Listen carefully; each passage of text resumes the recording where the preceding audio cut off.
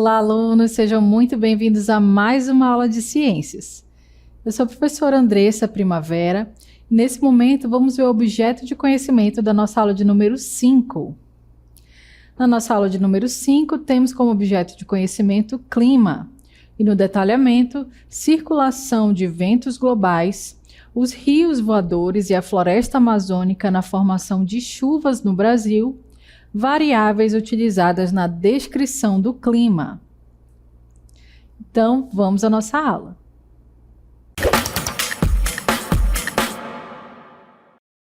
Muito bem, para a gente iniciar a nossa aula, a gente vai falar um pouquinho sobre o vento.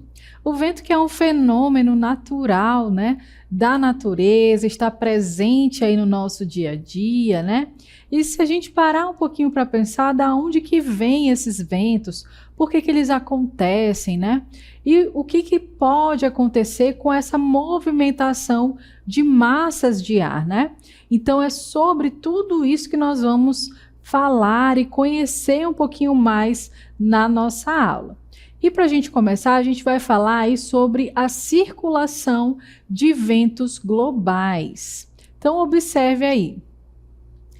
O que acontece com os ventos globais, né? Primeiro, a gente precisa entender, pessoal, que o nosso planeta ele é aquecido pelo Sol, né? E o Sol aquece toda a Terra, mas verifica-se que uma distribuição desigual de energia na superfície do globo.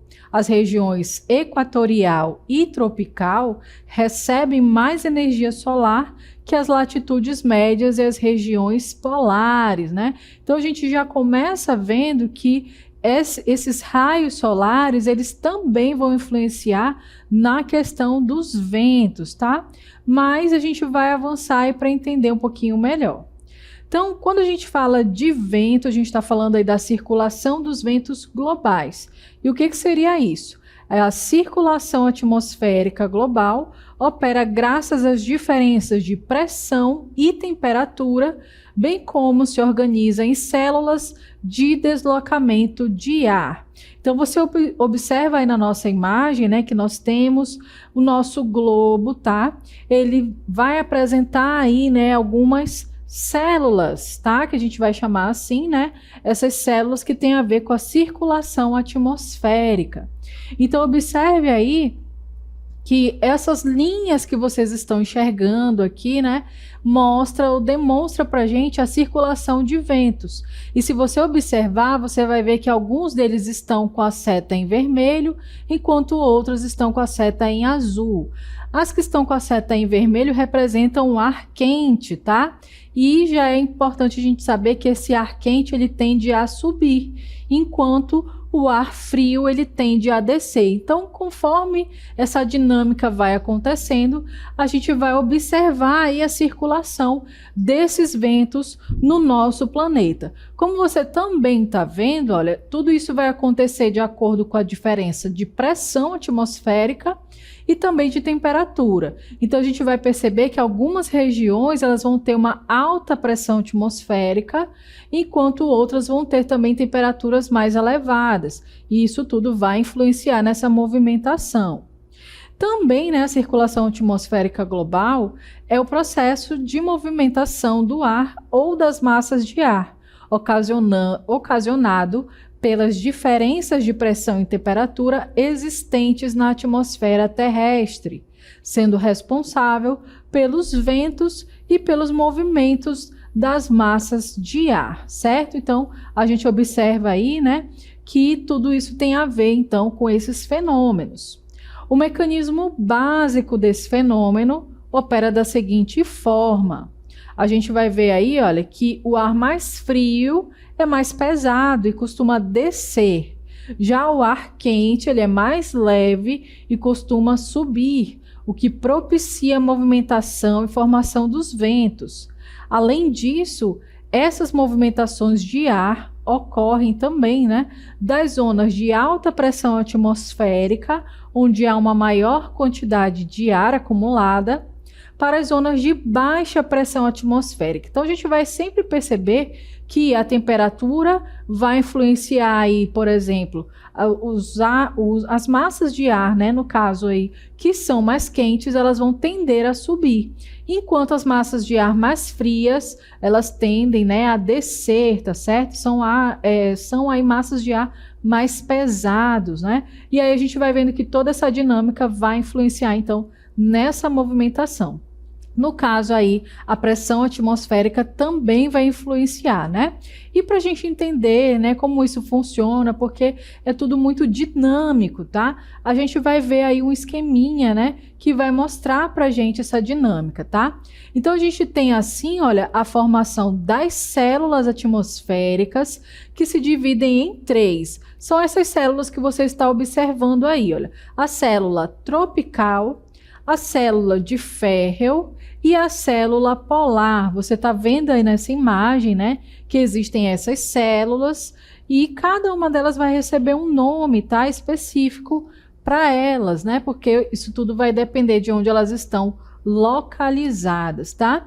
E para a gente compreender melhor, né, trouxe aí esse esquema que mostra para a gente de uma maneira mais dinâmica, né, como é que tudo isso acontece, tá? Então você observa aí, olha, que o nosso planeta, né, ele vai ter aí essas massas de ar, tá, em torno de todo o globo, né? Tudo isso vai ser influenciado também, gente, pela rotação do nosso planeta, tá?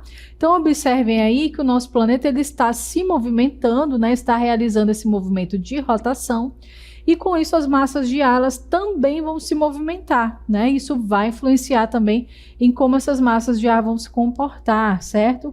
A gente observa aí, olha, que nós temos na letra A, né? Lá em cima, a gente tem aí o sistema de ventos polares. Na região aí mais amarronzada, né, próxima aí à letra B, a gente tem ventos, né, intermediários, não são tão quentes, mas também não são tão frios. E a gente tem aí bem ao centro, né, massas de ar mais quentes, tá? Isso vai mudando aí à medida, né, que a gente vai chegando aí ao hemisfério sul, tá certo?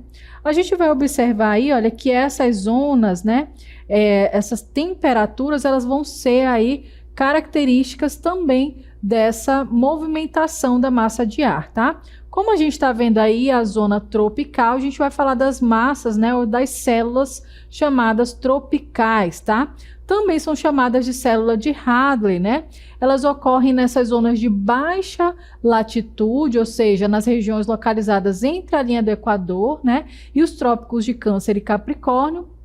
Ela vai se originar aí graças ao elevado aquecimento dessa região, né, próxima à zona equatorial, que a gente sabe que recebe bastante luz, certo? Que faz com que esse ar suba e se desloque em direção aí aos trópicos e, consequentemente, descendo e retornando ao Equador, onde se inicia o ciclo, né? Então, é isso que a gente está observando aí no caso, né, dessas massas de ar que a gente está observando aí, certo? A gente tem ainda as zonas que são mais frias, né? Que são aquelas polares, tá? Então, a gente vai ver aí como que é essa questão, né, da zona polar, tá certo? A gente vai observar aí que são regiões mais frias, tá? São regiões aí onde a gente vai ter massas de ar, né? Por isso que elas estão representadas em azul, certo? Porque são massas de ar mais frias e com isso, né, elas tendem aí a descer, tá? Essas células, né, que a gente viu mais abaixo, elas vão trocando ali, né? A temperatura vai trocando, também vai influenciar na temperatura dessas zonas polares, tá, gente? Se não fosse assim, essas áreas elas seriam muito mais frias do que já são, né?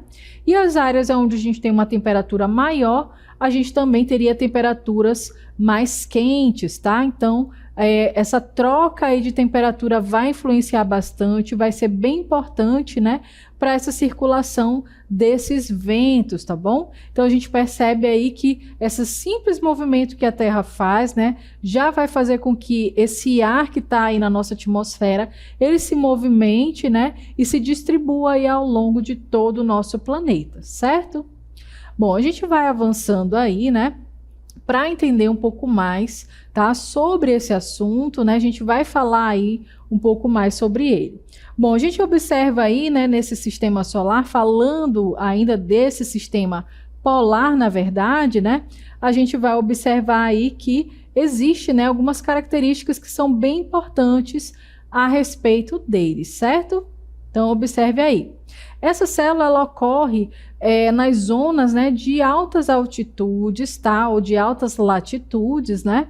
Mais próximas aos polos. As massas de ar oriundas dessas células, né, chegam aos polos, ficam carregadas de umidade, elas vão sofrer aí uma brusca queda de temperatura e vão acabar se dispersando, né, para outras regiões tropicais, provocando a ocorrência de fenômenos climáticos, né, que vão estar associados ao frio e à elevada umidade, certo? Então a gente observa aí que é bem interessante de nós compreendermos um pouquinho mais sobre esse assunto, ok? A gente vai avançar para falar, né, um pouco sobre essa dinâmica aí de trocas, né, de ventos, tá? Vai influenciar até mesmo aqui no nosso país. A gente vai ver um fenômeno bem interessante que ocorre no nosso país e que tem muito a ver aí com a nossa região, né, a região amazônica, que tem aí a nossa floresta. Ela também vai influenciar até mesmo no regime de chuvas dessa região. A gente está falando então dos rios voadores, tá certo? Então vamos observar aí sobre os rios voadores. Muito bem, então o que seria esse chamado rios voadores? Será que a gente vai observar no céu, né, o rio se deslocando, né? Na verdade, gente, é quase isso, tá? Os rios voadores, eles representam esse regime de chuvas que vai ser distribuído ao longo do país e que tem, né, muito a ver com a nossa floresta, tá? Então esse regime de chuvas, ele está intimamente aí relacionado com a quantidade de vapor existente na atmosfera terrestre. E aí, no caso, no nosso país, a gente vai observar esse fenômeno, né, que é chamado de rios voadores, e que ele vai estar relacionado aí à ocorrência de chuvas em diferentes regiões do país, né? Então, para a gente perceber a importância que nós temos, né, da nossa floresta, de como ela vai emitir aí essa umidade para a atmosfera e vai influenciar em chuvas, né, em outras regiões do nosso país. Então a gente vai aprender um pouco mais, né, sobre o caminho ou esse trajeto que essas chuvas vão percorrer, ok? Então observe aí que nós vamos ver, né, o caminho que os rios voadores percorrem, né? Observe que nós temos as massas aí de umidade, né, que vem do oceano, tá certo?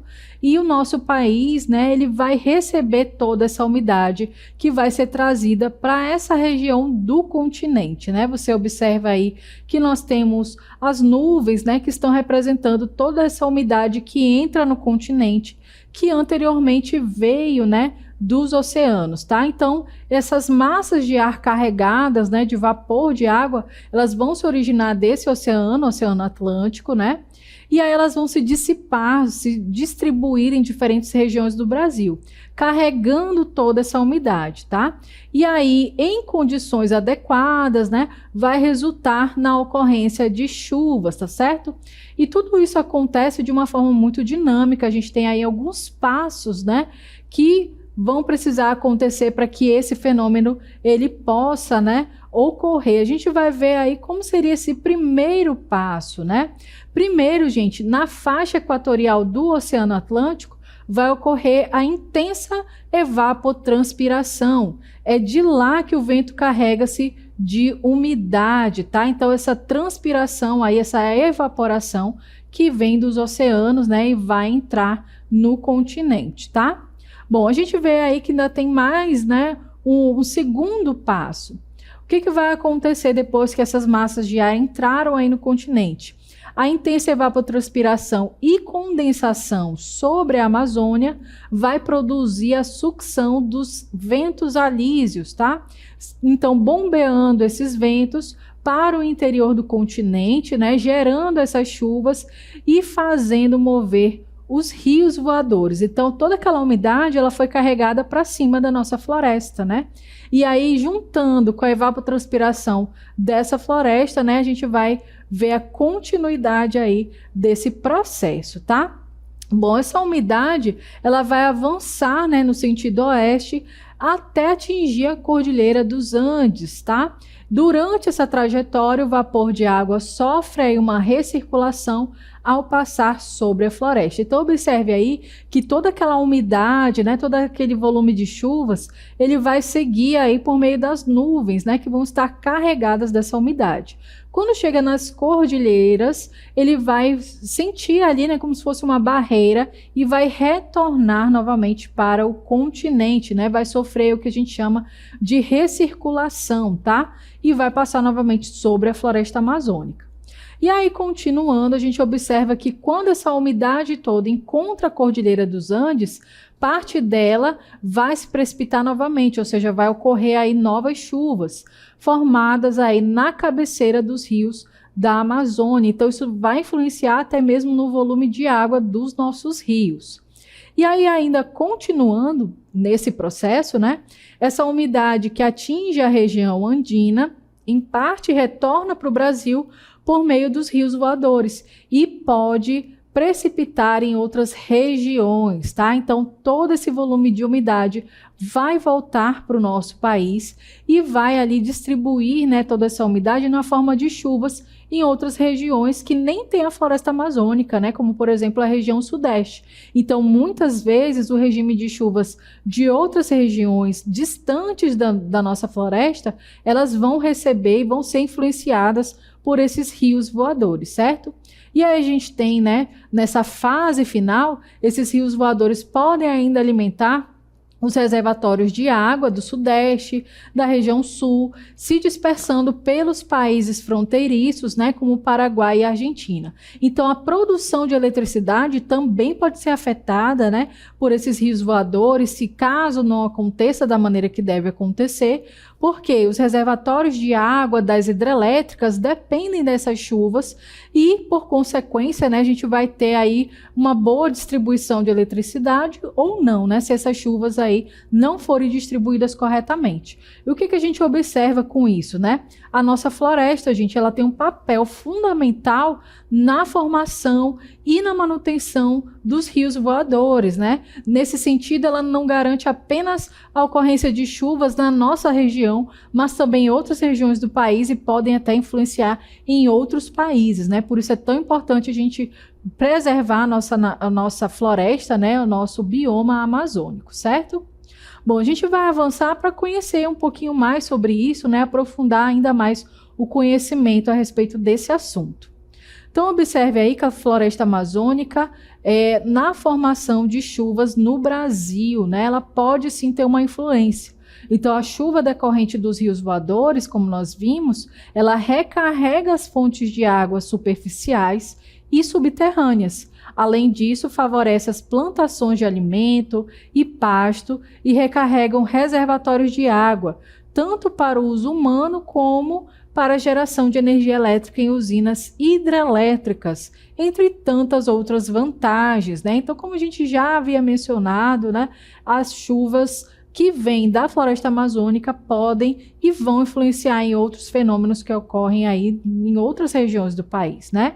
E apesar da sua importância, a floresta vem sendo devastada pelo ser humano por meio de diversas atividades, como desmatamento, como as queimadas, como a mineração e atividades madeireiras. Então a gente observa, né, que mesmo que a gente saiba dessa importância, muitas vezes, né, a gente não dá o devido valor para a nossa floresta, muitas vezes deixamos de preservar, né, espaços que estão contribuindo aí para o clima na nossa região e para o clima também em outras localidades. Então, por isso que é tão importante a gente não fazer, né, ou seja, não ter hábitos que possam destruir a floresta, certo? Porque isso vai trazer prejuízos não só para o meio ambiente, quanto também para nós, né, enquanto seres humanos. E o que pode acontecer se caso, né, todo esse sistema ele entrar em desequilíbrio? O que pode acontecer?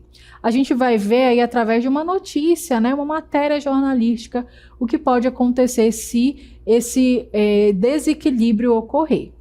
Então você observa aí, olha, uma matéria jornalística que traz o seguinte: cidade do Rio de Janeiro atinge nível 4 de calor nesta segunda-feira, né? Então a gente observa aí, olha, pouco antes das 13 horas, os moradores da cidade receberam um aviso por mensagem de celular da Defesa Civil, com a seguinte mensagem: alerta de onda de calor, beba e ofereça água. Em caso de náusea, vômito ou desmaio, procure a unidade de saúde. O nível de calor 4 é acionado quando a temperatura fica entre 40 e 44 graus Celsius, com previsão de permanência ou aumento por ao menos 3 dias consecutivos, né? Então a gente vê aí que a nossa saúde ela pode ser afetada quando a falta de chuvas, a falta de umidade vai gerar tanto calor, né, que as temperaturas elas vão aumentar, certo? Então nesse período aí, né, que nós estávamos vendo essa notícia, né, foi um período de seca no Rio de Janeiro, foi um período em que as chuvas, né, não chegaram até lá como deveria chegar, e aí como consequência a gente vê um aumento drástico dessa temperatura. Imagina uma sensação aí de 40 a 44 graus Celsius, é uma temperatura muito alta, né? O nosso organismo, o corpo humano, ele não está adaptado para temperaturas tão altas, por isso que muitas pessoas podem até passar mal, né? Terem ali mal-estar, e se não cuidar, né? Se não se hidratarem, podem até mesmo vir a óbito. Então é algo muito sério que a gente precisa aí estar ligado, né? Estar de olho, saber um pouco mais sobre essas informações, para então, né, aprender aí a cuidar da nossa saúde e também da natureza, né? Bom, a gente vai avançando aí para também entender como é que funcionam essas variáveis, né, de previsão do tempo, de previsão do clima, como que acontece, né, como que elas podem ser observadas. Então a gente vai entender um pouco melhor sobre isso. Observe aí que há variáveis que influenciam na previsão do tempo, né? Variáveis do clima e tempo são fatores que influenciam as condições atmosféricas em uma determinada região. Então, quando a gente vai, né, sair da nossa casa, a gente geralmente observa, né, se vai chover, se vai fazer calor, e aí a gente, é claro, que vai se munir, né, de alguns objetos que podem ser importantes aí no caso. Por exemplo, se você está saindo de casa e percebe que está se formando um tempo de chuva, o que você vai levar? Vai levar seu guarda-chuva, né? Ou se você está vendo que o clima está muito quente, o que você vai fazer? Vai colocar roupas mais leves, vai levar ali a sua garrafinha de água, porque sabe que vai passar calor, né, na área externa aí da sua casa. Então tudo isso, claro, além da observação a olho nu, essa observação que a gente faz, né, no nosso dia a dia, existem ferramentas que vão ajudar a determinar ali com mais precisão, né, o que vai acontecer ao longo do dia, como vai ficar essa temperatura, se vai chover, se vai fazer sol, né? E quais são essas variáveis que a gente pode observar? Algumas das principais variáveis do clima e tempo vão incluir, por exemplo, a temperatura, gente. Então, a temperatura é a medida do calor ou frio do ar, né? Geralmente representada em graus Celsius ou Fahrenheit. Aqui no Brasil a gente usa a medida aí de graus Celsius, tá? Então ela vai estar representada assim. Também a gente vai ter a umidade, que ela vai se referir à quantidade de vapor de água presente no ar, podendo impactar a sensação térmica e a formação de nuvens. Então aqui na nossa região que tem muita umidade, num dia quente, né, com temperaturas mais altas, a gente sente a sensação de mais calor, porque essa umidade nada mais é do que água na atmosfera, né? E aí toda essa temperatura alta vai aquecer essa água, a gente vai sentir essa sensação de calor mais intensa. A pressão atmosférica também é uma das variáveis, né? Ela é a força exercida pelo ar atmosférico sobre a superfície terrestre, influenciando diretamente o clima. Então, o nosso ar, gente, o ar que a gente respira, ele tem também uma pressão sobre nós. É que nós não conseguimos perceber porque já estamos aqui, né, imersos nessa pressão atmosférica. Mas ela também vai influenciar aí nessa mudança de clima. O vento também, gente, ele vai influenciar aí, né, nesse caso, tá? Ele também é uma variável. É o deslocamento, né? O vento nada mais é do que o deslocamento do ar devido às diferenças de pressão e ele pode influenciar o transporte de umidade e calor. Então, se você está num ambiente que venta pouco, você vai sentir mais a sensação de calor. Se está ventando bastante, né, aquele calor ele pode ser levado, né, para longe, para distante. Isso vai causar uma sensação melhor ali térmica, né? A gente tem também a nebulosidade e ela vai estar relacionada à quantidade de nuvens no céu, podendo afetar a temperatura e a incidência de radiação solar na superfície terrestre. Então, quer dizer, naqueles dias que estão mais nublados, a gente pode ter ali uma sensação de temperatura menor, né? Porque as nuvens estão cobrindo ali aqueles raios solares. Então, a gente vai perceber que isso também vai influenciar. A precipitação, né, por fim, ela vai se referir à ocorrência de chuvas, de neve também, ou granizo, né, em regiões que possuem esses fenômenos, entre outros fenômenos, tá? Sendo essencial para o ciclo da água na natureza. Então, a precipitação, no nosso caso aqui na região amazônica, tem a ver com as chuvas. Em outros locais pode ter a ver com a neve, com granizo, né? Então, essa precipitação também é uma variável do nosso clima, tá? E aí, com certeza, vai poder ser observada, né?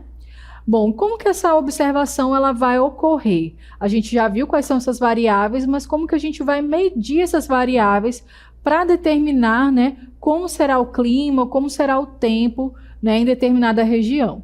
Então, observe aí que existem algumas ferramentas. As estações meteorológicas possuem todos os instrumentos necessários para o estudo do tempo e do clima. Aí a gente vai ter termômetro, pluviômetro, barômetro e etc. Por isso são chamadas de estações meteorológicas. A leitura dos instrumentos dessas estações permite conhecer o estado atual da atmosfera em diferentes regiões ou o tempo meteorológico local, tá? Então a gente vai perceber aí que através dessas ferramentas, né, que você está observando aí o termômetro para medir a temperatura, o pluviômetro para saber a quantidade de chuvas que podem ocorrer, o barômetro para medir aí a pressão atmosférica.